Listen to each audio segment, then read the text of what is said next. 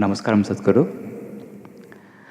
Um, I am not pursuing enlightenment with 100% sincerity because at some level, I am not convinced that this is going to happen in this lifetime given my limitations. How do I overcome this mental setup that I have? Have you seen people coming close to this possibility? And what are my chances?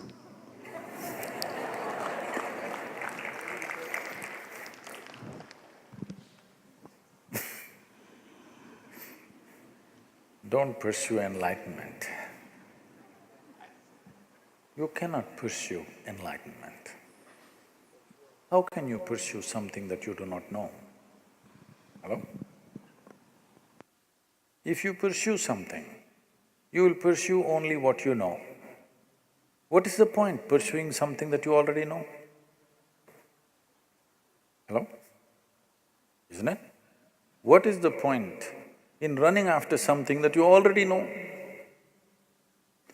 So if you have to step into something that you do not know, the only thing is just to keep walking. Keep a steady direction and keep walking. Maybe it's a wrong direction, it doesn't matter. Just keep walking. After all, planet is round.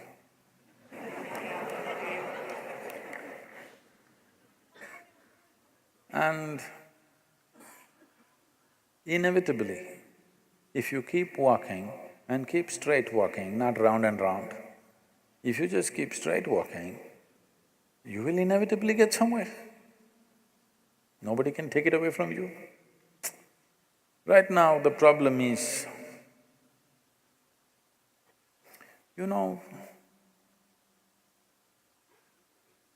if you have a dog at home, you would know this.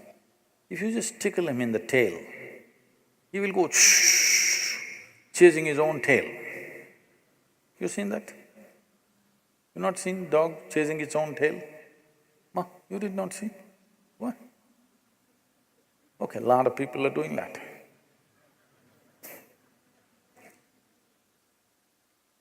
Their own tail they're chasing. Even enlightenment is their own tail.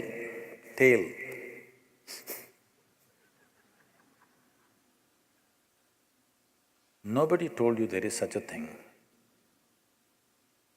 But definitely you can see from one person to another person, one person seems to be a little better off simply the way they are, not because of their money, not because of their wealth, not because of their qualifications. Simply the way they sit and stand, somebody seems to be better off than somebody else. Yes or no? So, there is room and scope for improvement. Relentlessly improve. Let's see where it gets you. But if you have fancy ideas of what is enlightenment, then you will chase that silly idea. And that idea is never enlightenment, because it's your idea. You cannot have an idea about something that you have no access to, isn't it? All your ideas concern things that you already know, maybe permutations and combinations of the same damn thing. It's like God. Because you're human, God is a big human being, isn't it? We are a little more liberal, so we made animals, birds, snakes, everything, elephants, cows, everything gods, because we understand, after all, they can have their own gods. But if you're very dogmatic and rigid, you think, no, God is a human being, that too a man, and that too he has blonde hair.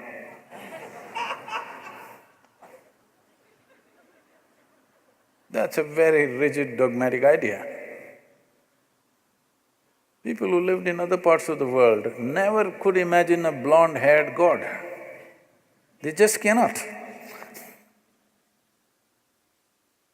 Can you? I'm sure African gods have crinky hair, Indian gods have jet black hair. something. So, it's our idea. Our ideas, no matter what we do, only comes from what we already know. Cannot be anything else. So do not think up enlightenment. You will just make a fool of yourself going round and round. If you become an absolutely, that means unconditionally wonderful human being, you don't worry whether you're enlightened or not. Other people will, if they want, they will say, oh, he is enlightened compared to me. Everybody is calling somebody enlightened compared to themselves, isn't it? Hello? Huh? Only compared to themselves. Look at me how I am, look at him how he is, he must be enlightened. But there is no one benchmark out there, this is enlightenment. Everybody is wonderful when things around them are properly arranged for them, the way they want. The way you want. Huh? When everybody behaves the way you want, you are also wonderful. When people don't behave the way you want, when life doesn't work the way you want, then to be wonderful, it takes something else. So when everything is going dead wrong with your life, with your family, with your profession, with your life, everything around you, if you're still wonderful, for now, let us say you're enlightened, all right? If you must set a benchmark, but something wonderful happened, something so wonderful that nothing could affect that wonderfulness. Other people say it's enlightenment. You never say, I'm pursuing enlightenment means one day you're going to declare yourself, I'm enlightened, then everybody will know you're a nutcase.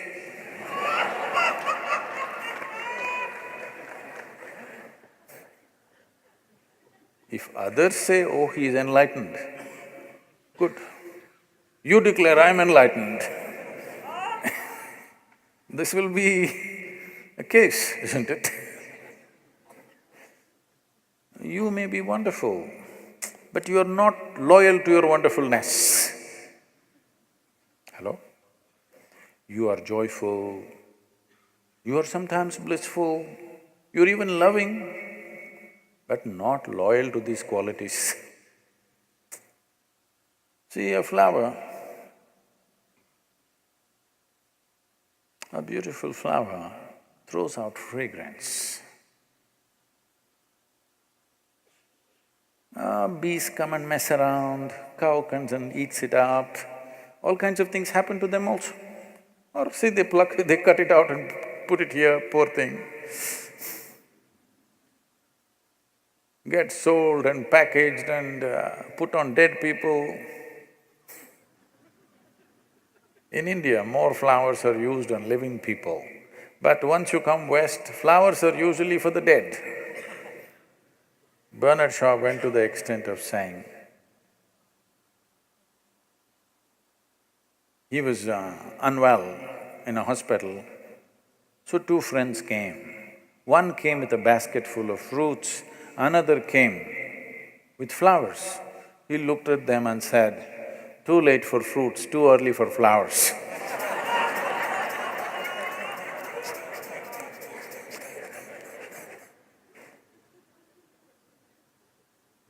So, your loyalty to your wonderfulness is not there. The flower is very loyal.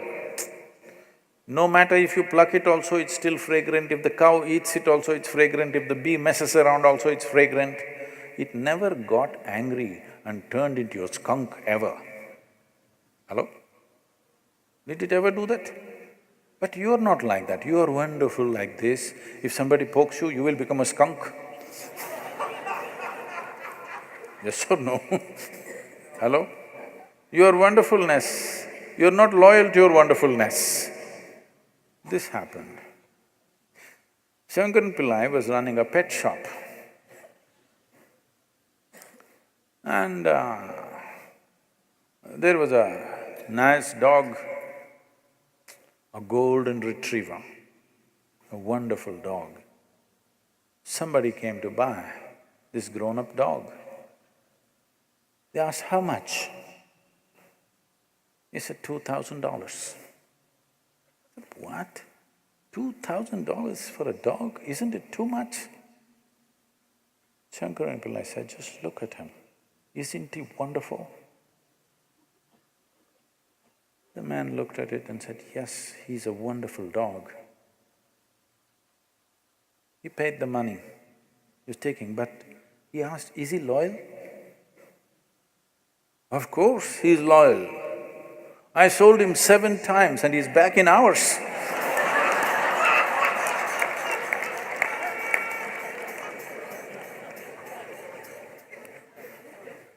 So are you loyal to your wonderfulness?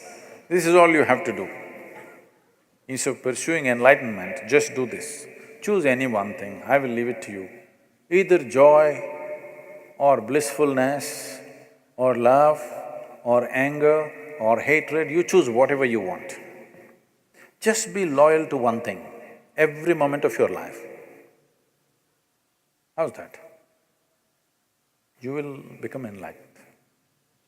The problem right now is of loyalty. You keep chasing your own tail. You keep running, of course, but you think you're going somewhere, you're not going anywhere. Especially if you're pursuing enlightenment, you definitely not going anywhere. Just stay loyal to one quality that you choose. I won't even tell you be loving, be joyful, be blissful, no. If you like anger, if you like hatred, if you like jealousy, but every moment you must be like that. That's all. Your job is done. Really. That's all it takes. No matter what is happening, whatever may be happening, you just be loyal to one quality. Nischala tattvam jivan mukti. If you're unwavering, that is all. Right now the problem is it's going all over the place. Every moment your loyalty is changing, isn't it? When you sit here, yes, Sadhguru.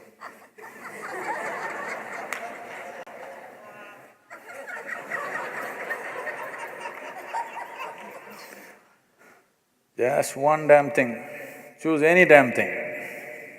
Just be loyal to that one thing every moment of your life. It's a dumb thing.